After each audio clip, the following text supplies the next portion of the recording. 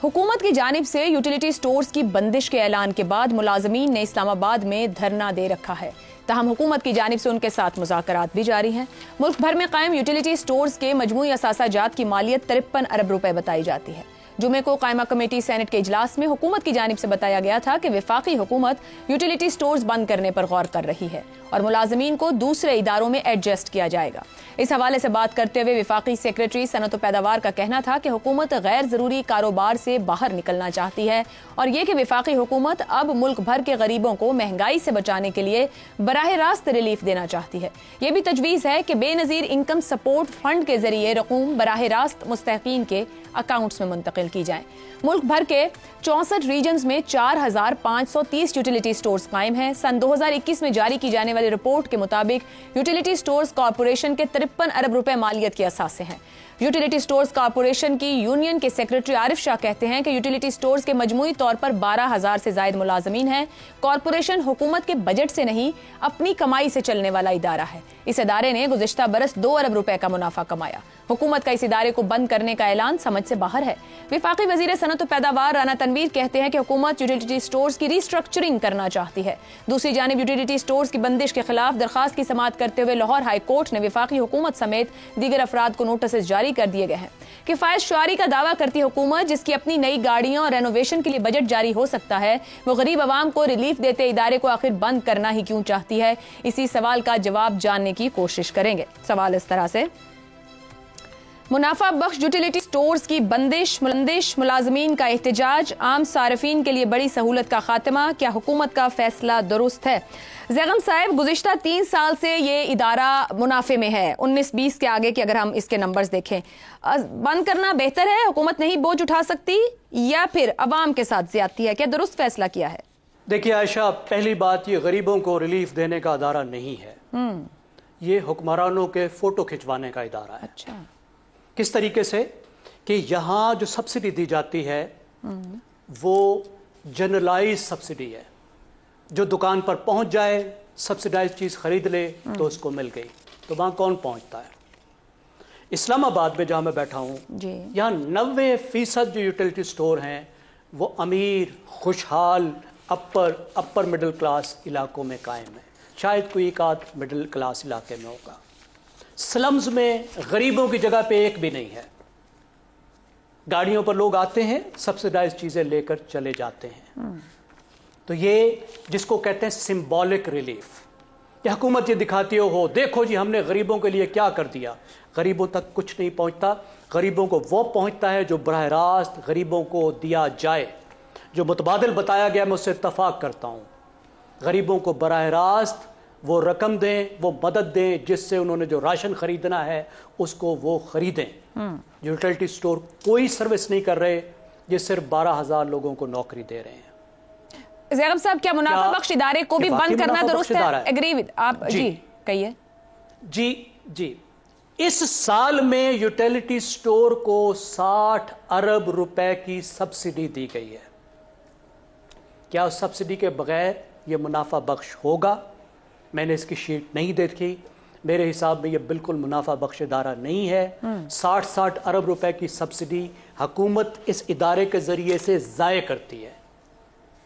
میں دنیا میں نہیں جانتا کہ کوئی ادارہ صرف اس وجہ سے چلایا جائے کہ وہاں لوگوں کو ملازمت دی جائے۔ ہم پی آئی اے کو اس لیے چلاتے ہیں، ہم نے سٹیل مل اس لیے چلایا ہے، یہ کہہ رہے ہیں کہ ہم کھپا دیں کہ ان کو کھپا دیں۔ میرے خیال میں بہت آسان طریقہ ہے، اس کو پرائیویٹائز کر کے انہیں ملازمین کو دے دیں۔ انہیں کہے بھائی تم سرکار کی نوکری نہیں لو، یہ منافع بخش ادارہ تمہارا ہوا، تم اس کو چلاؤ، کماؤ اور کھاؤ۔ ٹھیک ہے، ٹھیک ہو گیا۔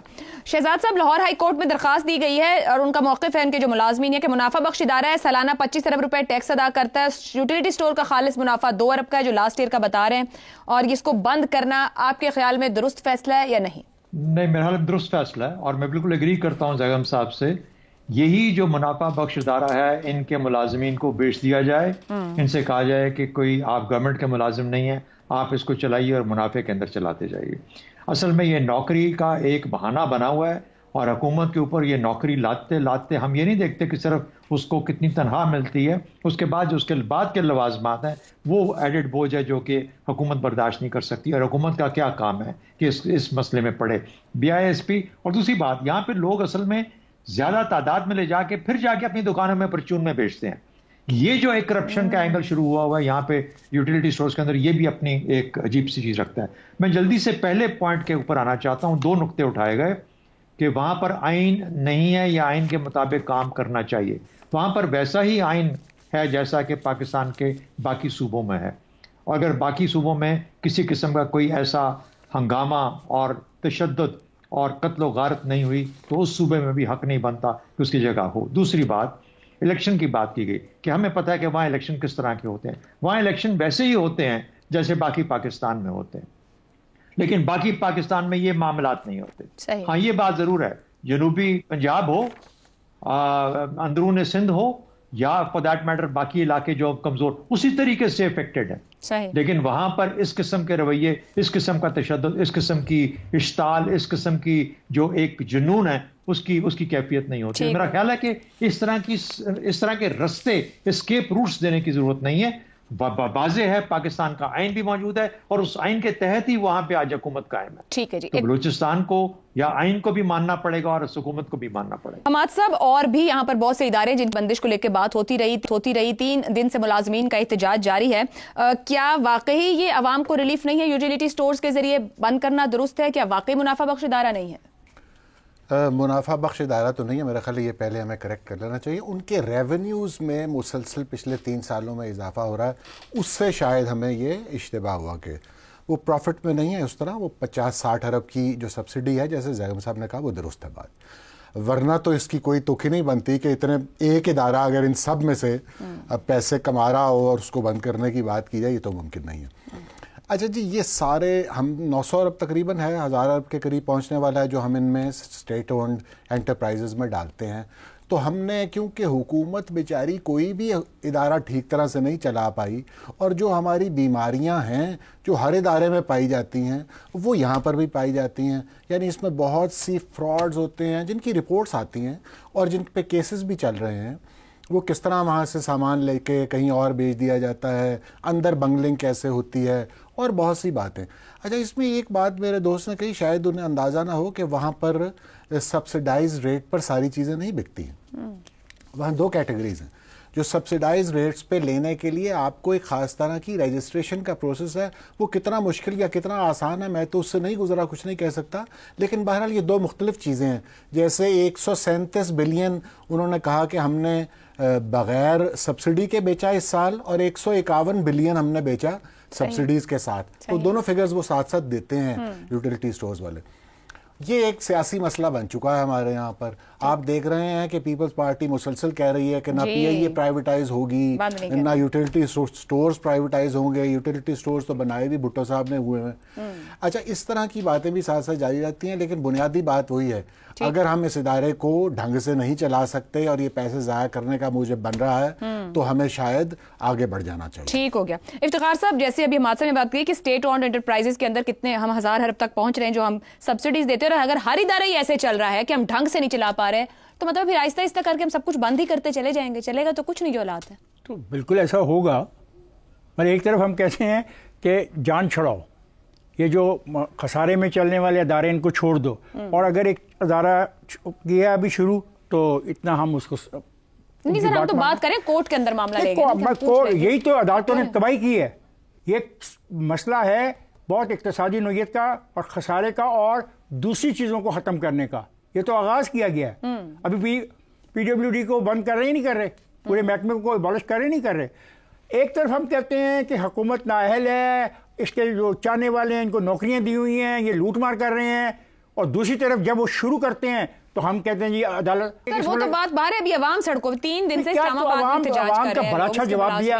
میرے تینوں دوستوں نے بڑا واضح اور کھل کے جواب دیا, اور میں تینوں دوستوں کی باتوں سے اتفاق کرتے ہوئے یہ مطالبہ کرتا ہوں کہ ان تمام اداروں کو بند کرنا ہوگا جن کی پچھلے سال کی جو رپورٹ ہے, آڈٹ رپورٹ, وہ خسارے میں جا رہے ہیں, تو ان کو ایسے سے بند کریں اور یہ جان چھڑائیں. اور یہ بڑی اچھی بات ہے کہ اگر 60 ارب روپے کی سرمایہ کاری سے 2 ارب روپے کا منافع کمایا جا رہا ہے, تو مجھے بتائیں 60 ارب روپے کی سرمایہ کاری لائیں گے کہاں سے؟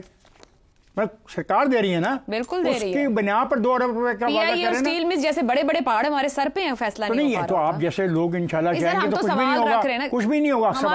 ये सवाल रखे जाते हैं, ये सवाल ही रखे जाते हैं कि पाकिस्तान के इक़्तिसादी ढांचे के साथ हो क्या रहा है, उस पर दबाव कितना है, हम किस मुसीबत में फंसे हुए हैं और क्या हम उससे निकल सकते हैं या नहीं निकल सकते। वही सवाल तो है, ये हम यहाँ पहुंचे क्यों हैं और कैसे पहुंचे क्यों हैं। ये कोई बहस नहीं है पहुंचे क्यों है, बहस ये है कि दुनिया के अंदर जो बड़ी रियासतें हैं उन्होंने प्राइवेटाइजेशन के अमल को क्यों शुरू किया, ये थैचर ने क्यों शुरू किया, गलती की उसने? नो जनाब, इसकी रीजनिंग है। आहिस्ता आहिस्ता सरकार को इन कारोबारी इदारों से निकलना है, क्योंकि सरकार का काम कारोबारी इदारों को चलाना नहीं है। ये सिर्फ इस मैच के लिए है कि लोगों को सियासी तौर पर नौकरियां दी जाए। कंक्लूड करेंगे, पैनल का मुतफ़िका फैसला है कि दुरुस्त प्राइवेटाइज होना और जल्द अज जल्द होना बहुत जरूरी है, क्योंकि हुकूमत रियासत ये बोझ जो इक़्तिसादी है नहीं उठा सकती है।